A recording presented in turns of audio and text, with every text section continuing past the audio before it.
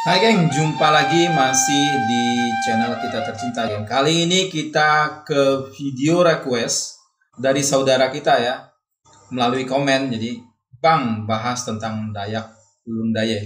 Oke geng, kali ini kita akan lebih dekat dengan Dayak Lundaya. Kita akan telusuri asal-usul dan migrasinya. Tapi sebelum kesana jangan lupa like dan subscribe bagi yang belum, yang sudah. Terima kasih banyak geng.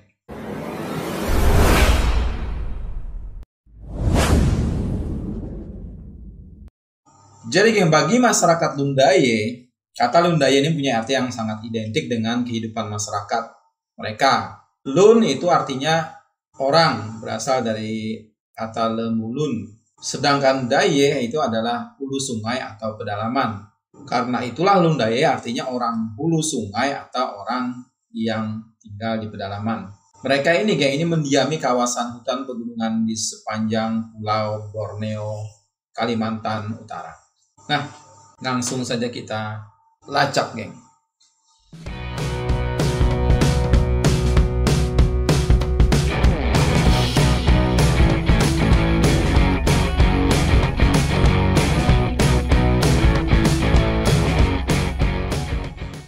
Lundaya ini, geng, merupakan suku yang sangat ditakuti ya, karena kegagahan, keberanian, dan kekuatan berperang, termasuk ketika perang Kayau-Mengayau ya. Jadi pada zaman dulu itu juga dianggap sebagai kejayaan besar jika berhasil mengayau kepala musuh, sebagai bagian dari memang kultur masyarakat asli Pulau Kalimantan saat itu. Biasanya guys, kembali dari peperangan mereka kemudian mendirikan kayu, ini yang khas dari Dayak Lundaya ya. Kayu itu berhias di atas tugu, dibuat dengan tanah dengan bentuk buaya geng, atau darung atau naga ya. Kenapa? Karena kedua binatang ini dianggap bengis dan kuat, jadi bisa mewakili. Tapi saat ini sudah banyak peninggalan sejarah suku Lundaya, termasuk tugu buaya di beberapa lokasi. Suku Lundaya ini, geng, tinggal di daerah dataran tinggi, di perbatasan timur Indonesia, tepatnya di kawasan pegunungan Apoduat yang dingin pada ketinggian 1000 sampai 2000 meter di atas permukaan laut Kalimantan Timur ya. Suku ini ditemui di sekitar Bahau dan Mentarang, Kemaloh, Paya, dan Sungai Sesayap, Krayan, Nunukan, Malinau. Sementara di Sabah itu ada di kawasan Ulu Padas, Tenom, Longpasia, daerah Sipitang, dan Mengalon daerah Nabawan, serta Pandaruan. Kemudian Lawas dan Limbang negara bagian Sarawak. Di Brunei mereka ada di kawasan Temburong. Nah, bahasa Lundaya, geng, ini menggunakan bahasa Austronesia dari kelompok bahasa Kelabitik ya, yang dituturkan sepanjang Sungai Sesayap, Krayan, Nunukan, dan Kabupaten Malinau, Kalimantan Utara, serta di Brunei juga di Temburong. Kemudian Malaysia Timur di Sabah, Longpasia, Tenom, dan di Sarawak itu Miri, Limbang, dan Lawas. Menurut legenda, geng, nenek moyang Dayak Lundaya ini berasal dari daratan Cina yang bermigrasi ke bumi Borneo berabad-abad yang lalu. Nah, kenapa saya bilang ini legenda? Karena ini masih dalam kerangka teori ya. Ini berlaku bagi sejarah Dayak-Dayak yang lain juga, rumpun yang lain, suku yang lain. Walaupun saya pribadi, kenapa saya bilang ini legenda? Karena saya pribadi kurang sepakat dengan pendapat ini. Tapi karena ini adalah kajian dari ilmuwan sejarah dan dari sisi antropologi, kita ikuti saja dulu, karena kita sudah bahas asal usul suku Dayak ini dari sudut genetika dan arkeologi ya di video sebelumnya, melacak jejak suku tertua di Asia Tenggara. Bisa dilihat linknya ada di atas, asal usul moyang orang Dayak. Kita lanjut, geng. Ini menurut para sejarawan dibuktikan dengan benda peninggalan budaya yang ada di kalangan Dayak Lundaya itu sendiri, seperti tabu atau guci, kemudian rubi, tempayan, kemudian ada patung porselen, bau atau manik dari Cina, dan plepet atau pedang sejenis samurai. Sementara, geng, sejarawan barat berpendapat kira-kira 15.000 sampai 20.000 tahun yang lalu telah terjadi migrasi penduduk dari selatan negara Cina ke Asia Tenggara dan kawasan pesisirnya ya, termasuk di Pulau Borneo. Itu legendanya, geng. Cerita berlanjut ketika nenek moyang Dayak Lundaya kemudian masuk melalui Sungai Sesayap. Kemudian budaya mereka masih nomaden atau berpindah-pindah ya dari satu daerah ke daerah yang lain dengan cara mudik ke hulu.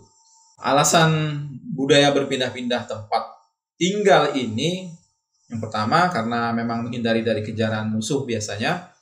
Kemudian yang kedua tentu saja mencari lahan yang dapat memenuhi kebutuhan mereka. Artinya lahan ini subur karena dulu budaya bercocok tanam itu ladang berpindah. So, ada beberapa tempat yang diperkirakan pernah menjadi daerah hunian orang-orang Lundaya ini, geng, nenek moyang mereka. Yaitu ada di daerah Sekutuk dan Kebiran. Jadi di dua daerah ini tuh ditemukan kuburan tua dan batang ulin bekas itu dipotong-potong manusia zaman dulu. Oleh karenanya itu ada yang menyebut bahwa orang Mentarang adalah suku Kutuk atau suku Lundaya. Ada satu hal yang menarik dari orang-orang Lundaya, dari Dayak Lundaya ini adalah di kalangan masyarakat Lundaya itu simbol itu buaya. Yang menarik untuk kita lah kok bisa buaya gitu. Ini karena orang-orang Lundaya sangat menghargai buaya dalam budaya mereka. Menurut penilaian mereka, buaya ini memiliki sikap yang sigap dan karakter pemberani. Buaya ini juga bisa hidup di dua alam ya, yang menunjukkan fleksibilitas orang-orang Lundaya. Buaya juga menggunakan semua bagian dari tubuhnya untuk menghadapi musuh. Ini menggambarkan bahwa kemampuan orang Lundaya dalam menggunakan segala potensi diri itu untuk bisa hidup sukses dimanapun. Dan buaya juga ini memiliki sikap yang tenang. Namun demikian, geng, dari kisah masa lalu, buaya adalah binatang yang dijadikan simbol keberanian dari hakim bagi orang Lundaya. Orang Lundaya juga mempunyai simbol ulun buaya atau ulang buaya, yaitu tiang kayu yang didirikan di dekat patung buaya yang dibuat dari tanah. Ulun buaya ini yang dipakai sebagai tempat ritual kepahlawanan dan sumpah orang-orang Lundaya. Nah, salah satu kebudayaan Lundaya adalah ritual numi, hubungannya dengan buaya tadi. Ritual numi ulung yang menjadi salah satu tradisi yang sering dilakukan oleh masyarakat Lundaya di desa Longdisai di Kecamatan Mentarang sana. Jadi suku Dayak Lundaya punya tradisi mendirikan tiang atau numi ulung ini jika berhasil memenangkan peperangan. Tradisi ini merupakan cerminan budaya yang dipertahankan oleh suku yang saat ini paling banyak mendiami Kabupaten Malinau ini, Kalimantan Utara. Dalam tradisi mereka, geng, zaman dulu itu sudah memahami bagaimana membuat sebuah identitas pada wilayah mereka. Salah satunya adalah dengan mendirikan sebuah tiang tinggi yang terbuat dari kayu. Dahulu, Nui Ulung merupakan perayaan atas kemenangan setelah berperang. Tradisi ini muncul karena zaman dulu itu memang sering terjadi perang antar suku. Kayau, Asang Kayau. Nui Ulung ini sendiri adalah ritual di mana orang Lundaya itu mendirikan tugu peringatan, terus relip buaya tadi dalam rangka merayakan keberhasilan karena mendapatkan penggalan kepala musuh. Ritual ini dipimpin oleh Raca atau Lundo, ya, sebutan bagi seorang pemimpin di kalangan Dayak Lundaya. Nah, tata cara ritual ini adalah dengan mengelilingi relip buaya itu beserta tiang untuk menggantungkan penggalan kepala tadi. Namun pada era modern saat ini masyarakat Lundaya tidak menggantungkan lagi kepala musuhnya itu di tiang atau diri ulung, melainkan diganti dengan kepala hewan seperti kerbau atau sapi. Ini miriplah dengan ritual tiwah di suku Dayak Kalimantan Tengah juga. Nah, mereka ini juga melantunkan ukui atau sumpah serapah pada si mati. Jadi kegiatan melantunkan ukui yang isinya sumpah serapah pada si mati ini dilakukan secara bersama-sama, artinya oleh banyak orang. Prosesi ini dinamakan ekwap atau kuap. Jadi seiring perkembangan zaman sampai sekarang tradisi Nui Ulung tidak lagi melambangkan kemenangan usai berperang. Nui Ulung bisa menjadi simbol rasa syukur dan rasa persatuan antar berbagai suku. Jadi sudah ada pergeseran. Nah, ada 3 mitos, geng, atau cerita rakyat lah yang menggambarkan asal-usul orang Lundaya ini sendiri. Yaitu ketiga mitos ini adalah mitos Puntaror Aco Rangdongo, mitos Putri Raja Merindukan Bulan, dan mitos Buah Ulin. Kisah Rangdongo yang mendapat istri dari telur yang didapatnya dari Bukit Api ini sangat mirip dengan cerita asal-usul orang Bulungan. Kemarin sudah kita bahas di video sebelumnya asal-usul orang Bulungan, yaitu Putri Telur atau Telur Aco. Cerita tentang putri yang keluar dari telur ini, geng, pasti menggambarkan sebuah peristiwa yang memang sangat penting. Kemudian kisah Putri Raja Merindukan Bulan juga menceritakan bagaimana orang Lundaya itu tersebar di berbagai tempat. Dari cerita itu, dari mitos ini, upaya untuk memenuhi keinginan Putri Raja atau Raca yang ingin mendapatkan bulan adalah dengan membangun menara yang sangat tinggi, geng. Jadi ketika semua warga kerajaan tersebut naik ke menara itu, kemudian menara itu rubuh sehingga warga kerajaan tersebar ke banyak tempat ceritanya. Kemudian plus yang ketiga, kisah Buah Ulin juga menyajikan penyebaran masyarakat Lundaye, inti ceritanya. So, orang Lundaye di Sabah, geng, itu awalnya bekerja di perkebunan karet dan kakao. Tapi kemudian berpindah dari satu tempat ke tempat yang lain, sehingga akhirnya kebanyakan itu menetap di Kampung Baru Jumpa di daerah Tenom sana. Kemudian sebagian lagi bermigrasi ke daerah Sipitang dan kemudian mereka bertani. Kampung Baru Jumpa kira-kira 25 kilo dari pasar Tenom, yang sebagian besarnya itu dihuni oleh masyarakat Lundaye. Kini komunitas ini menjadi kampung yang maju dan menjadi kampung contoh yang dan terkenal dengan hasil pertaniannya seperti padi, kakao, dan karet. Suku ini juga, geng, seperti juga suku lain di Sabah ya, itu mempunyai adat resam dan budaya mereka sendiri yang masih terpelihara sampai sekarang. Mereka juga punya berbagai jenis hiburan yang sering dimainkan setelah lelah bekerja ya, seharian di ladang. Kemudian dalam pentas tarian, mereka mengenakan pakaian tradisi juga. Jadi pakaian itu juga dipakai pada acara-acara lain, seperti acara pernikahan, menyambut hari-hari besar, dan yang lain. Suku Lundaye di Sabah ini punya kaitan dan persamaan dengan suku Lundaye di Sarawak. Kemudian pola kemasyarakatan Dayak Lundaye pada zaman dulu juga mengenal strata, geng, level atau garis keturunan, yaitu Yasai Gabang Apa, kelompok Satria Lundo, kelompok adat dan masyarakat biasa. Kelompok Yasai Gabang Apa atau Lundo ini adalah kelompok yang kuat, angkas dalam berperang atau gayau, dan merupakan orang-orang terpandang. Kemudian kelompok adat ini merupakan kelompok yang memangku kekuasaan wilayah tanah adat di suku mereka ya, dan memiliki kawasan hutan adat. Sedangkan masyarakat biasa adalah kelompok masyarakat jelata biasa dari suku-suku yang tergabung dalam satu pemukiman yang dipimpin oleh seorang petinggi atau kepala desa atau pamong lah. Nah, sebuah tradisi ciri khas Lundaye yang masih dipertahankan adalah istilah silsilah keturunan keluarga, geng. Istilah garis keturunan nenek buyut dari sebuah keluarga. Sedangkan untuk silsilah keturunan asal-usul dalam satu keluarga nenek kakek buyut, istilah suku Dayak Lundaye menggunakan urutan nama nenek.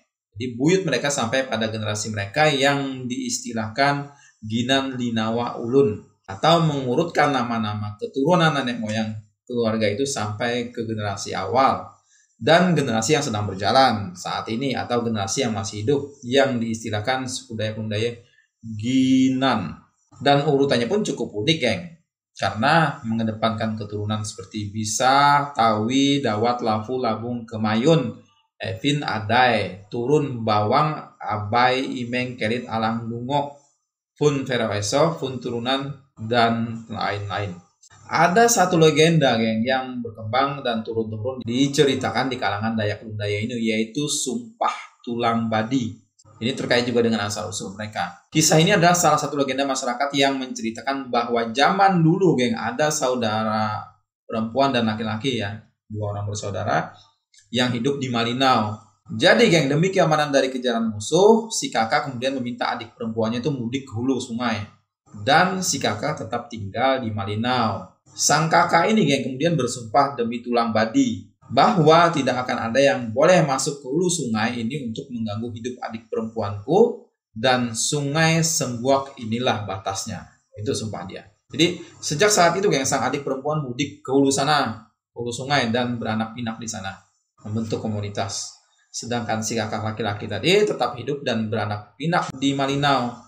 Nah, sesuai dengan sumpahnya, geng, sang kakak kemudian menjaga jangan sampai ada yang masuk ke hulu sungai untuk mengganggu adiknya tadi, adik perempuannya.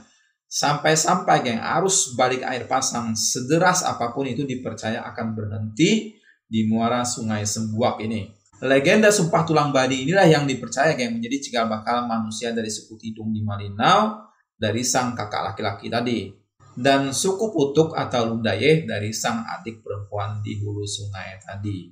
Itu, geng, terkait cerita asal-usul dan migrasi atau penyebaran Dayak Lundaye. Terima kasih sudah menonton. Jangan lupa like, share, komen, dan subscribe. Kita akan berjumpa lagi di video berikutnya.